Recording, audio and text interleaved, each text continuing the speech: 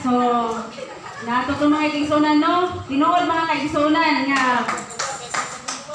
Okay, parehas rin na sa mag-appeal of contest daw, no? Nga magpalista kita. So kita isip po nga mga anak sa Dios, kikinahanglan nga makalista po ta dito, no? Sa balaan nga libro, no? Nga libro sa kinabuhi, no? Nga malista ta dito. Kaya nga makaabot ta sa finishing line. Okay. So sa ako po mga kaigsunan, okay, so kuha na niya ako nga ang realidad naman niya ako nga tubag.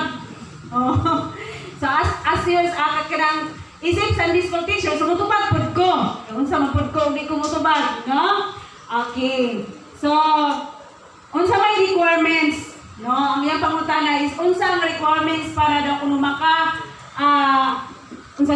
makaabot ta sa finishing line, no?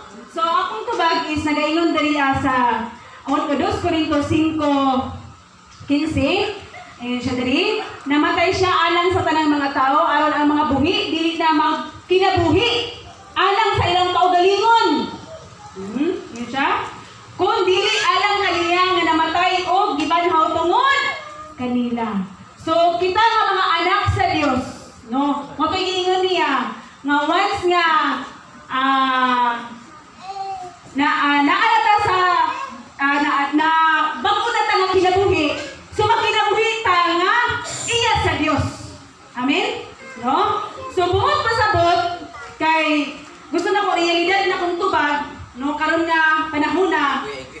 So para maabot na to ang finishing line nga mao ang langit man ang ato ang gipangandoy. So akong paghangyo kanatong tanan nga kinahanglan gayud nga makigsukod ta kanunay kang Jesus Christ. No? Suuron gyud nato siya pirmi. No? Dili ta maghimo og dili maayo kay maumanay makapa. Unsa man? Makapa dili mo mahimo sumod.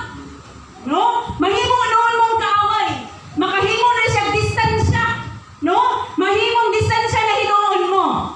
So gikinahanglan sa ato ang kinabuhi nga suuron nato siya. Sa realidad ng God, dili ta makapagsuod sa Dios tungod kay makahimo tagsala. So dili ta maghimo og sala aron nga masuod nato ang Dios. Huwag kaduha. Gikinahanglan nga hugutin yung relasyon. No, kaya nga itong requirements man ako realidad ni. Requirements man padulong sa kaluwasan. No? Gikinahanglan nga suuron ang inyong relasyon. Suod mo relasyon sa Dios. Suod kay relasyon nga kanang imo nang gisurindir ang imong sala, no? Wala na kay gibugaton nga gidala sa imong kinabuhi, no? Kay ang si Jesus Christ is wala siya ang iyang gugma unsa niya agapilaw, no? Kay agapilan man siya, no? Kinahanglan niya ang imo hapong kinabuhi imo pud siyang gunan sa pagkaagapilaw para ang inyong relasyon hugot siya. Amen? Oo. So, kanang pagsugod og ang relasyon na hugot, dindot na kaayo na kadulong sa finishing line. Oh, subay ka sa iyang dalan. Kay suod man mo relasyon, no? Naamang gyud kay tinud-anay nga suod sa iyaha. Dili gyud ka buhian. So kaabot gyud ka sa finishing line. No? Parehas ra na pod sa kanaang naay asa ni exam. No? Kung mag-exam ka, kinahanglan magtuon. Oh. Wakay gituon. Dili ka baka 100 kung kuha. Pero kung nagtuon ka, kuha gid mo ang 100%. So inana po sa tuong kinabuhi. Kung makisungod ka, kung naa ang relasyon hugot sa tuong kinabuhi ang Dios, sutoy, tuwa ka sa finishing line. Kay uban man gyud siya sa imong dili yung kapasagdan ni talikdan sa imong kinabuhi man kinaon sa paman. Magkatuwad paliskat man ang kalibutan na agyud siya. Amen? Oh, ina na ang ako ang hagit. Oh, kinahanglan nga tulo ako ang gusto. Oh, sige, uman ako. Tulo akong gusto. Ang ikatulog kinahanglan nga likod imong pagtuong pagsalig.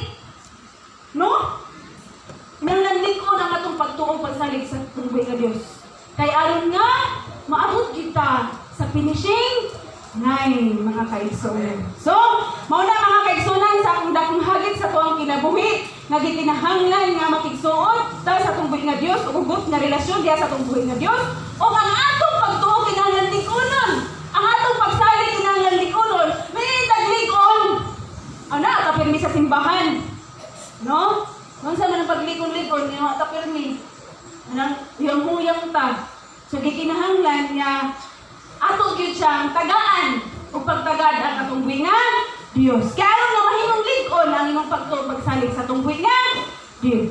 Ang bawal ito mag-isorog akong kasultiyon si Brother Pedro na Lihon. Last, kanang ang mga pangutana kung katong natupag tama, puros tama. Napoy akong mga kadugan babay. Kahistot o kanang finishing line, ang Mateo 25, mga isuon, pulo ka nagdala ng birig. Ang libro, no? Ngayon kayo, napulo ka dala ng birig. 5 ang butaan, 5 ang buwang-buwang. Muna itong bantayan, mga isuon, nga ang 5 ka butaan, nag-aandam og suga with lana. Gas ba? Unya ang libot ang buang-buang wala yun. Danghagman. Mao nga na ang qualification mga igsoon. Nahibawa nato unsay mga qualification atong mga buang-buang o katong mga butaan. Pag abot na sa panahon nga gikinahanglan ang suga pagkadlit. Siga ang 5. Dawa yung siga ang 5 kay wa may lana, may gas. Mao na mga igsoon. Wabot ang time na sa mga dagan sa panahon ang Kristohanon. Unsa ka matino ang Kristohanon. Usahay ang atong mga bangko. Walay nalingkot. Tungod sa nagadagan ang panahon nga mauna ang ato inahin diha sa Ginoo. Una itong magtayan mga iso. Long time yun nga ang Dios atong ipaabot. Kumusta? Kumusta sa imong pagpaabot? Kung moabot ang Ginoo, preparado ka ba mga iso? O nga nining kabuntagon, dili ta atong hinag-ingon, dili ta mahimo nga katong buang-buang kung dili katong mga butaan nga nagaandam sila suga og naay lana, nais gas. Pagpakadlit ta, automatic siga ang ilang suga. O nga nining kabuntagon mga iso, mo kwanta kay sa atong kaugalingon di ta mahimong buang-buang nga mga Kristohanon. Praise God. So, dako kayo ang ako ang kalipay. Tungod kay nato nyo na sinati ang balaan nga Espiritu sa tuang kinabuhi sa taksa. Akong di naagyod siya, nakapatiliwala ka nato. Kung bisan pa mga kaigsunan sa ato ang gisgutan nga finishing line, no? Nga kana ang mga kaigsunan is ang ako lang makita din sa Dios ang imong kasing-kasing unang-una. Nabatod pa ni Sister Galasio kanina nga magunsa man ang imong gisulti, no? Kung ang sa to, walay buhat, no? Gikinahanglan nga makita gyud nga naa kay gihimo isip nga pagkaanak sa Dios, no? O makita sab sulod sa imong kasing-kasing. Kini ako to kasing-kasing ug kini na mao man yung pinaka-importante, no? Kay bisan pa gali sa imong lihok nga lahi ang imong gibuhat apan lahi ang naa sa imong sulod. Amen. Kuha na nato, no? Ang imong lihok lahi ang imong gibuhat pero sulod sa imong kasing-kasing sukmahi. Para sa dunaanan maghatag ka. Pero nanghinayang ka ihatag ba ito na ko sa iya nga importante manunta ko sa ako Oh. So, mao po na importante sa Ginoo. No? Nga kung unsa gyud ang naa sulod sa imong kasing-kasing kay mao man na iyahang lantawon. Mao po na iyang basahon sulod sa imong una-una. So limpyuhan nato apil ang sulod sa tuang kinabuhi kay mo unay pinaka-importante.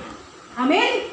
Okay. So manghinawat ko mga kaigsunan nga atong nasabtan ang atong Sunday school o atong kinindanhon sa tibuok na itong kinabuhi o atong yung makapot, no, ang finishing line nga ato ang itinguha sa ato ang tagsa-tagsa na kinabuhi. Manaytot ito mga kaigsunan? Agig pagtapos, mag-amputa. Praise God, hallelujah, hallelujah, hallelujah. Ako gihamyo si Sister, si Pastora Rubilin Kitoriano sa ampo, aron sa pagtapos sa atong Sunday school. Labing ka, mahal ng mga Diyos. Salamat kay Lord sa mensahe nga mga bati ni Kamukagoy. Salamat kay Ginoo sa matag-usa ka na mong imong gitagaan ug paalam na langit no, di makasabot kami sa imong tulong sa mensahe nga gitadangat ka na mong karon Ginoo. Salamat kayo may mamuning gabayan sa among pagpangalagad diha kanimo isip mga Kristohanon ng imong mga anak. Dili lang unta Ginoo nga mahimong gitawag lang kami Kristohanon sa una-una lang, kung dili, mahimo kaming anak o Kristohanon, diya kayo pinatikan sa inyong buhay nga ngalan, nga isip Kristo, words nga Kristo, Ginoo, magkinagoy kami nga diya subay sa inyong kabubutol. Ang imong pulong o Diyos, mo kini magkapaligpon ka na mo, Ginoo, ang matagusa nga nakadugo, kung nakabati sa inyong mensahe, mahimo kita kapuntanan, nga mag-isok sa una-una o kasing-kasing, Ginoo, kung dili kini malabay tawag sa mga kinabuhi ka. Kining tanan, ang pasalamatan ka, ipasinungkan ang iyong buhay nga ngalan, sa ngalan ni Jesus. Amen. Amen. Praise God. Ang pulong sa Diyos, marami na tungkol.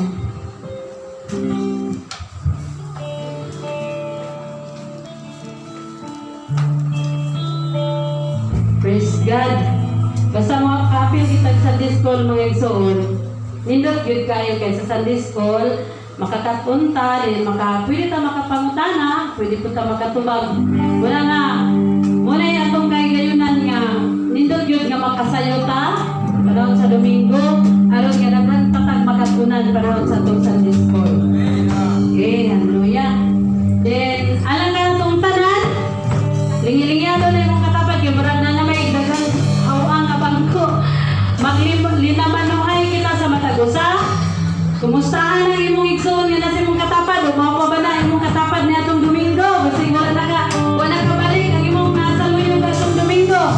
Ang nasa imong atubang na napabay sulod. Marag diri, marag nahawan-hawan na. Kasi dapat sila mga importante yung mga nakaw sa bakahan. Atong awit ko ng pagkalindot ng adlaw. Then maglinaman kita sa matagusa nga mapahiyumon. Dili lang magkagot ang ipon. Hallelujah.